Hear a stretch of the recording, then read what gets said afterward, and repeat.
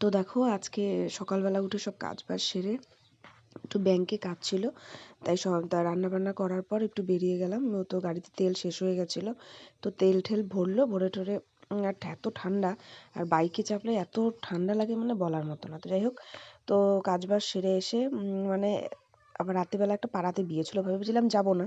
তো সবাই বলতে চলো চলো, পাড়াতেই বিয়ে, মানে বিশাল বড় অ্যারেঞ্জমেন্ট আর কি, 3,000-এর মতো লোক নিমন্ত্রিত ছিল। তো বিয়ে বাড়ি গেলাম, তো গিফট টিফট দেওয়ার পরে আর কি এই সবাই বলছিল যে আগে খেয়ে নেওয়ার জন্য, তো খাওয়ার ভিডিওটা আর করা হয়নি। তো বিয়ে বাড়িতে টুকটুক টুকটুক করে একটু উঠাচ্ছিলাম আর কি, মানে এদিকে না ভিডিও টিডিও করলে আর কি মানে লোকে জানি কেমন করে দেখে আর কি, তাও আমি করি। তো সবাই একটু ভিডিও টিডিও করলাম, আর আর ঠান্ডাও ছিল প্রচুর।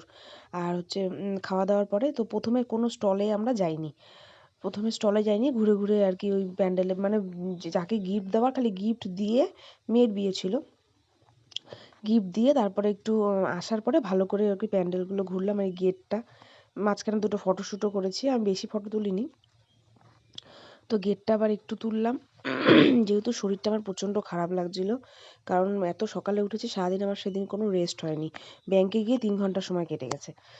তো এবার সবাই বলছে যে খাওয়া দাওয়ার পরে এবার স্টলে যাই, তো স্টল অনেকগুলো দিয়েছিল, তার মধ্যে ফুচকা স্টলে এত ভিড় ছিল। তারপরে কোনো রকমে ওই ফুচকা স্টলের ভিডিওটাও মানে ভিডিওটা করেছি। তো ফুচকার ওখানে গিয়ে করেছি মজা, লোকটাকে বলেছি যে প্রচুর ঝাল দিতে, এই দেখো না প্রচুর ভিড়, মানে এত ভিড়, ফুচকা স্টল আর ফাঁকা হয় না।